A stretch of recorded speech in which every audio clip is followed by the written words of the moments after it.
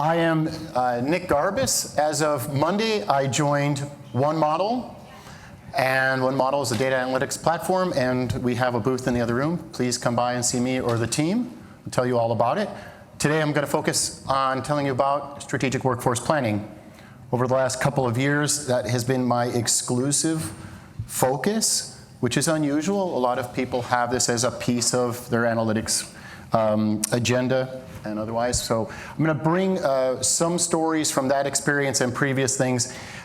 Try to show you some of the where I think you can simplify this and make progress right away. We had a workshop yesterday. I think it went pretty well. And we're not, this is not a workshop. This is a much tighter schedule. So I'll kind of show you some of those things, and happy to connect afterward on that. So I'm going to try to click here. Okay. Google auto insurance. Everybody's familiar with this, right? No? People that were in the workshop, don't blow all these things. Don't just say what the answers are. There's no such thing as Google auto insurance. But I want you to think through your individual industries in terms of disruption. What is out there? What are the small startups doing? They're biting at your heels. How are they operating? In case of Google auto insurance, it's just a matter of them not wanting to do it, in my mind. They have lawyers, money, a lot of information about customers. They know how fast I drive, how fast I ride a bike, or how slow sometimes, and maybe other behaviors of mine that would allow them to price my auto insurance better. So, get the point.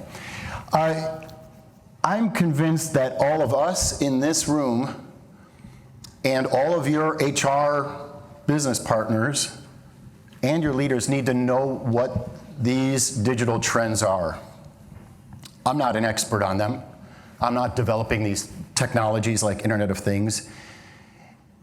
But if you don't know about those, then how are you going to know what's affecting the future of the functions if you're an HR business partner? What's affecting the future of your sales and marketing team, and what kind of talent they're going to need in the future? Okay, so if you think about digital twin in an industrial setting, this is pretty clear. You have a digital copy of a physical asset, individualized to the one physical asset, a digital twin of that chair, which would tell you how it was constructed, what materials, what maintenance it's had, and you can do simulations on that. That is a piece of where the world is going with these digital trends. So machine learning and AI you hear a lot about, and of course analytics is a topic that we're here for. Okay. So if you are looking at digital customers and sales and marketing is a pretty clear connection, right? You're going to be using Salesforce. You're going to be doing things differently with analytics about how to deploy your Salesforce to ensure you're capturing the sales. But if you're in IT, you have to deploy these technologies. If you're in finance, you have to understand how to project future sales using a whole new platform and new information. So when you think about a company that's going to be doing more with mobile or using Salesforce, people in each one of these functions are going to need to be thinking differently. The digital trends that are here, and they go in both directions. You can look at sales and marketing and say, what does augmented and virtual reality look like for sales and marketing? How could that trend affect sales and marketing?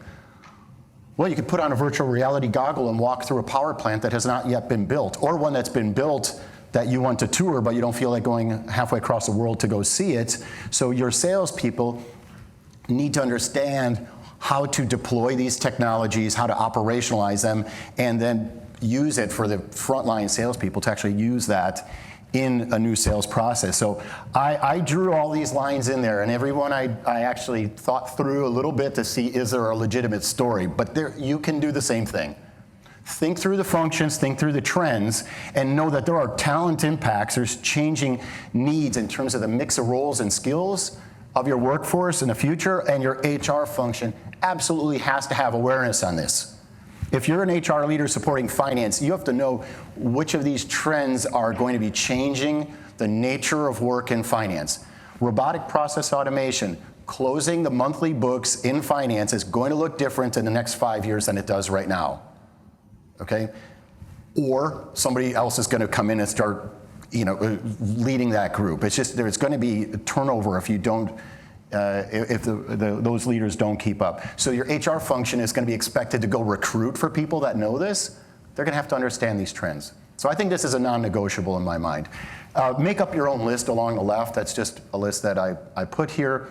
But you have to understand the intersection of big digital trends and functions, impacts on the talent, and what HR needs to know about it.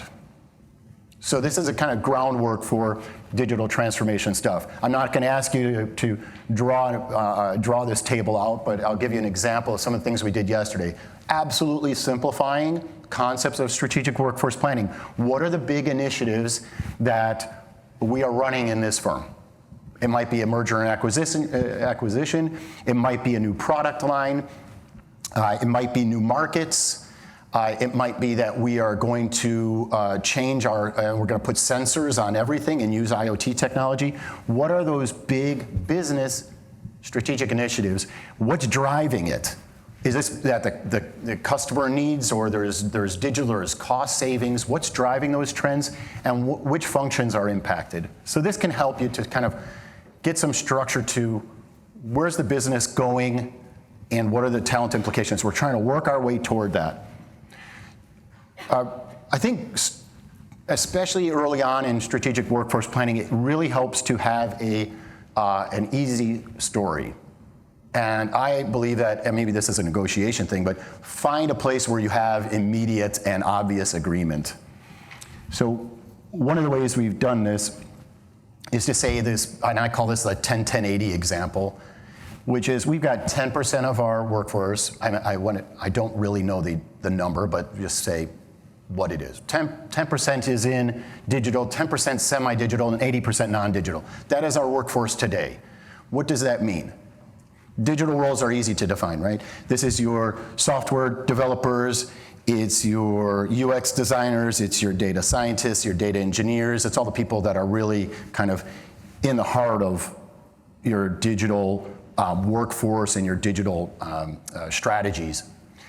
What is semi-digital is going to be the people that have great domain expertise that are going to be partnering with these digital people, and their roles are going to be changing. So if you are in underwriting and you now have some kind of artificial intelligence that is doing risk evaluation and telling you if you should select that risk or not, you're starting to enter into a semi-digital role. You're doing underwriting with domain expertise, but now you are kind of in this sort of cobot land where you are augmented by some digital technology to do your job. If you're claims operations and you're a leader in there and you are introducing the technology that's going to analyze a photo of a car that was in a collision, and it's going to say you should pay this much on that, and you're the leader that's brought that technology in and you're implementing it, you are in a semi-digital role, in my opinion, okay? And 80 is the non-digital, which is people that are just doing the same thing the same way they were a while back. So where I'm going with this is that if we take that workforce 10, 10, 80, fast forward 5 years and drop it in, do we think we're going to be successful as a business? Will we accomplish the strategies? The answer, I've never had anybody argue with this, is no, that's not going to work. So from a workforce planning standpoint, we say, great, we agree that's not going to work, so what should it be? Is it 30, 40, and 30? I don't know. And that's not even more, it's not specific enough to make a workforce plan off of, but we can agree that the workforce needs to be different. So our job is going to be to define what that is and figure out how we're going to get there. And to me, that's workforce planning. It's in terms of the numbers and the skills that we're going to need to have in the future. Another helpful framing for this that we've used with success is that there are potential strategies or scenarios that are up in this space. Is there a laser on this? Maybe. So these are different scenarios of the future. We don't know, a lot of your businesses, I don't know, show of hands, how many businesses have a clear 5-year business strategy? 2 or 3, okay. So it's not that common, but you can't just say, well, we don't have a strategy, or we'll wait till we have a strategy and then we'll do a strategic workforce plan. The fact that the word strategy is in both of these does not stop you from doing the workforce planning before that's all clear. You can come up with what are some variations and what the future is going to look like. Problem is, if we don't change, so let's just use our 10-10-80 example. If we don't change, we're just riding along here, right? What does it look like to stay from 10-10-80 to 10-10-80 means every time someone leaves, let's say we're staying flat in our numbers too, someone leaves, we backfill that with somebody that's got the same skills, and we end up with the same exact workforce year after year after year. This comes down to one decision at a time an organization is going to make on, should we backfill that role with like for like? Should we close it because we want to reduce in this area?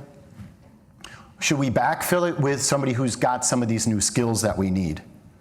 Okay, so you have to make these decisions on the degree of change that is going to, in year 1, get us toward this future that we're looking for. So this comes down to something about genes somehow. Okay, so, and we're in San Francisco, so, and by the way, that's not my, I don't remember the last time I wore a 33, 34. So what does this have to do with genes? These are the Levi's 501. I'm going to tell you that if you remember that, and the reason I put stupid things like that up there is because you're going to remember this. The 501 approach to strategic workforce planning is define year 5. Start there. Don't say what we have right now. Define year 5. What do we need in the future in terms of the business setting that we're looking to, and using those scenarios? What is our business going to look like? What is the size by role, by key role? Some are going to go up, some are going to go down. Fewer claims handlers, more app developers. Great. Those are vectors, right? We can use vectors to our benefit here. So define year 5. What's the shape and the skills of the workforce we're going to need in year 5? Then come back to year 0. Say, what do we have right now? Now you're doing basic gap analysis between those things. Next is, don't solve the 5-year puzzle, okay? It sounds like Wheel of Fortune. Like, do not solve the puzzle. Figure out what makes sense in year 1. What are the things you're going to do in year 1 that are going to lead you toward that future? And in many cases, the things you're doing in year 1, at least when you're starting out, can be super low cost. Think in terms of no regret moves. It is a no regret move if we think we're going to need data scientists to go find out more about them. Maybe we have 0. Where do you go find data scientists? Just doing that is like, step 1. Let's understand the market for data scientists. What kind of jobs are they doing now? What do the job descriptions look like? What's their pay? Where can we hire them? Are they in our backyard? Are we going to have to open up a satellite office? Start to get the thinking rolling is a no regret move. It's going to cost you some time, but not some money. So there's a lot of things that you can do in year 1 that are going to allow you to bend that vector up toward that degree of change that you need. I'd like to have people do this in this kind of drawing on the workshop stuff and trying to make this super, super easy. Name 3 talent segments you have. Capacity and capability is a good way to separate these things. You have to be able to have conversations that tease these apart. Too many times people are talking about the numbers and the skills, and you can't really extract out how are we going to approach this. So a capacity gap would be, we're going to have a need for more people in this role or fewer people in this role, and it's going to be driven by maybe technological change or restructurings or new products or new strategies. And the skills, the capabilities are going to change for some of those same reasons, but now we're going to sell in a different way. So you're going to need to upskill people. We're going to have direct-to-consumer products instead of going business to from B2B. We're going to go right to consumers. We're not going to go through a brokerage network. So you're going to have skills. So these represent gaps of these different talent segments. This could be our sales force. Capability gap low, meaning we've got the skills we need in that segment, that talent segment, but it's high in a capacity gap because, I don't know, maybe there's an attrition issue. We want to stay flat, but they're leaving at 15% a year, so we have a big capacity gap. So we can lay out into a simple grid to find out what we should do in this zone. There's a capacity gap. We need to increase output. Recruit new, that's the easy one. I always just write that off right away. Everyone can say, go hire more. What are other ways you can solve when you have a capacity gap? Retain the existing people more. Increase productivity. You can do org structures. Sometimes your productivity is related to cultural issues. Over here we have a skills gap. And by the way, we're going to ignore segment 3 because there's really not a big challenge there. We've got the skills we need and we've got the number we need, so ignore it. But over here, everyone's going to say training is the first thing. But it might be that you have to take a pre-step, which is we have to go in and assess the talent we have to understand the skills gap in more detail. And at some points, you have to replace and upgrade. That doesn't mean that people have to leave your company. To the point that Dr. Pfeffer mentioned, you have to be creative because that is costly, it's disruptive to society at large. So you've got to figure out ways to redeploy people if their skill, if their capability, if they're not going to be able to be upskilled into the new shape of the role.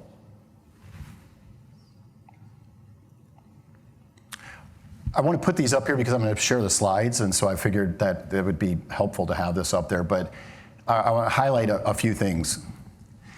This is a business planning process, okay? This is not a technical process. You can have all the right technology, and then you won't go very far with this. I would say that this is at least 60, maybe 80% process. It means engaging the business to elicit from them, where are you going, what is changing with your function, what's changing in your area, and how is that affecting the workforce. Workforce planning means translating that down into stuff that can be done, again, in year one. The demand forecasting is the math piece. I will tell you that forecasting attrition is really enticing because I think we can get really good at it and make it better and better and better. It's important. It's not the difficult part of this.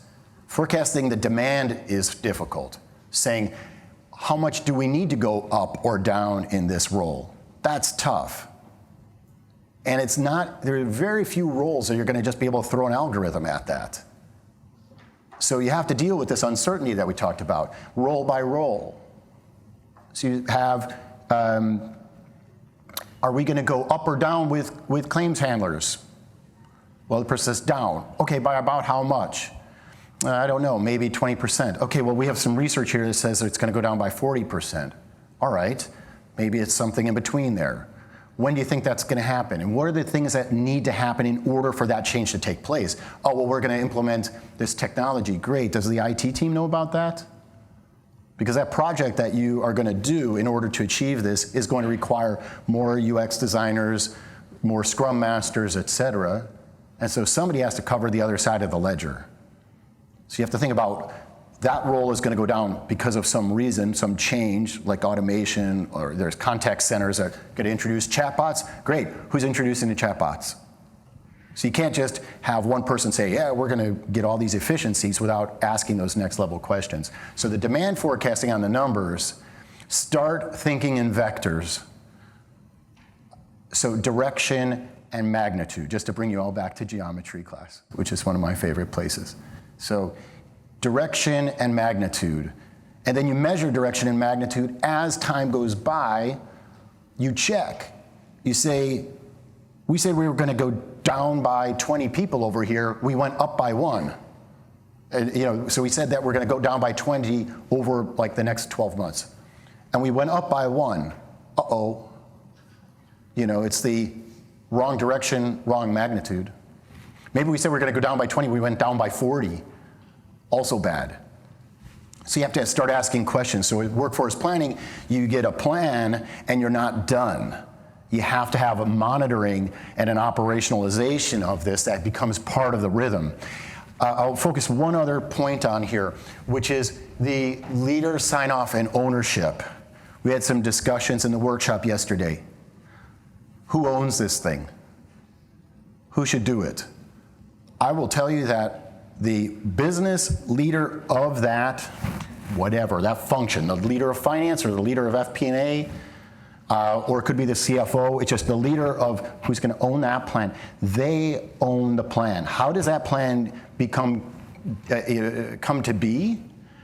Ideally, I think that's the HR business partners working with somebody inside that has some strategic workforce planning experience and some of the tools and processes and owns that. That's ideal. Non-negotiable is the leader owns it at the end of the day. So really, if somebody said, hey, our PMO office or operations team or something, engineering operations went and did this themselves, amen. I don't have a horse in this race except that at the end of the day, there should be a plan if this business is going to be able to achieve its strategy. There is a lot of talent dependencies, and you can't just say 10-10-80, just organically it's going to become something magical and perfect in the future. It will not happen. Okay? What will happen is your business will slowly start to contract. You will start to just get beat by competitors, and then that's your future. So you can manage a contraction, which is not fun, or you can take the hard steps to start to upskill your workforce and reshape it. So in terms of recruiting, I think that and you can focus on recruiting and learning. I think that at the end of the day, the upskilling piece is a big, big thing. It's not on the page right now, but I will tell you that do the math. You're all in an analytics conference, so if you have 7% attrition over 5 years, or 10% or whatever, you're going to, at the end of year 5, you're still sitting with more than half of the same exact people you had. So if you're talking about transformation in your organization, you will not achieve transformation without upskilling. There's no way. You can't have a 10%, which is a lot, a 10% attrition rate, and say that we're going to upskill through the replacement of all these people, or upskill because we're going to grow the workforce. You're going to be left with about half of those people that you started that period with 5 years later. They're still there. If they're still doing the same thing, they're part of that 80. They're the 10-10-80 that didn't change. Can't do it. In terms of recruiting, some ideas I want to leave you with is looking at personas, understanding the minds of UX designers. What's valuable to them? What do they like? What work environment do they like? Where do they hang out? Where can you recruit them? What do they respond to in terms of job descriptions? What do they need in terms of compensation structures? How are we that have 0 UX designers going to go into the market for UX designers? And if there's 3 different business units in my company that are going to go do that, maybe we should just kind of have a common approach. So understanding them in terms of personas. Talent competition, you can talk to the providers of data in terms of location analysis and analytics. I would say that the personas would fold right into this kind of playbook for key roles. And then again, this internal recruiting only works if you've upskilled people. There is no internal recruiting without upskilling. You're just going to end up with the same workforce. So those are deeply connected. The rest of things, separate out your new and emerging and critical roles for disproportionate treatment. The rest of them, manage them. Keep an eye on high volume roles. Contact centers is an example, because they could really, you can get stuck if you take your eye off of those. Do not treat everything equally. I'm sorry, but finance roles are not as important as app developer roles. It's just the way it is. We got to stop thinking about peanut butter approaches on these. The other thing is that the new digital skills you need to be, so every person who's coming in, again, no more like for like replacement. People that are coming in, either will have those new skills, and you should have that in the job description, and then when they come in, you're going to need to immediately start to build those if they don't have all of the ones you need. And basically, you've got to keep the lights on.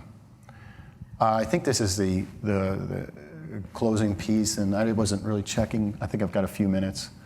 I think this goes back to what Dr. Pfeffer was talking about a bit, reducing anxiety about the transformation. So if you announce to your firm today that we're going to undergo a digital transformation, and that's going to involve automation, and it's going to be great. Everyone in the room is going to be, not everyone, but a great number of the people in the room are going to freak out. Why? What does automation mean? It means that a robot's going to do my job. Okay, so how do you take care of that situation? What's the strategy for our firm? What's the opportunity? Is this going to help us to grow, stay relevant, stay in business?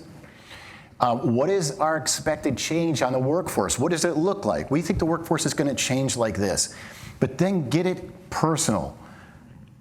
What's the future of? Insert your function name. What's the future of finance? How are the current workforce going to be relevant in the future? And when I say show a picture of the future of finance, I mean, like, in my perfect world, it's a video. It's a video that is being shown at team meetings and things like that. And it says, future finance looks like this. And it shows technology being used to accomplish the tasks that they're doing. Some of them are tasks that they hate. But it's saying we're going to be operating like this. How are claims going to be processed in the future? What's the future of claims look like? What's the future of underwriting? What is the future of manufacturing jobs? What does it look like in the future? Give people a picture, allow them to see where they are relevant in that picture, and then what new skills they're going to need to be relevant, and then lastly, how to go get them. A lot of times we just go right to this, hey, we've got this learning library, just go get your skills.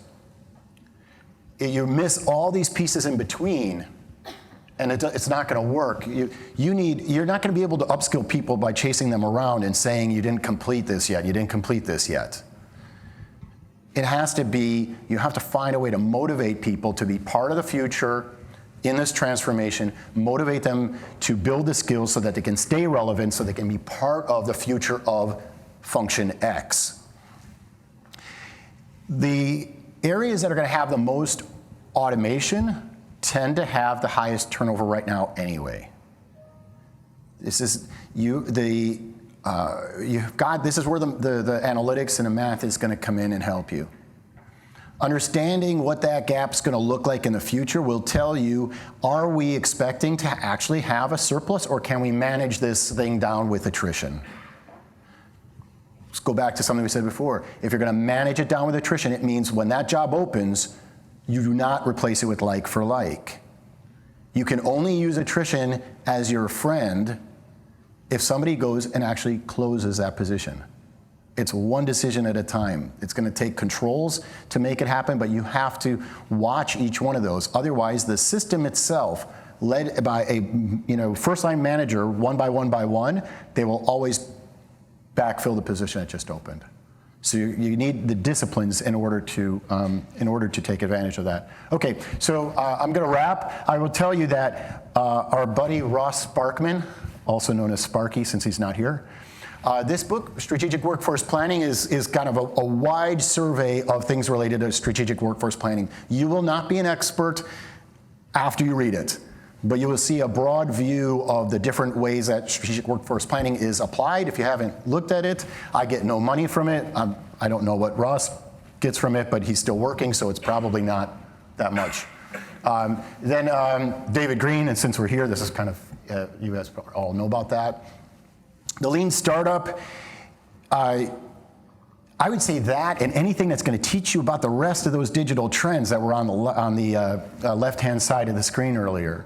But this will teach you about Agile and some of those concepts, and I think that's going to be really important to how you work. Notes on nationalism, this is just, I like to throw random things in there. This is shocking in terms of being written in 1945 before the end of the war, and what he says about nationalism then is like really profound given what we see going on in the world. So I would recommend that. And then of course, this is the book I just wrote, which has nothing to do with anything that we're talking about today, but it's a history book about a World War I veteran in Minneapolis. Dan likes it. He's going to give it a good review on Amazon. All right, so I've got, do you guys know where I'm at on time? You're done. I'm done. Time for one question? He's on his way up. So why don't you, so Phil's coming up. So anybody, any questions on this that you want to ask now? I'm going to be here all day, so yeah. Here comes the microphone. You talk about the 501 approach with, at least with software, where 5 years you're probably ancient and buried. How do you do strategic workforce planning?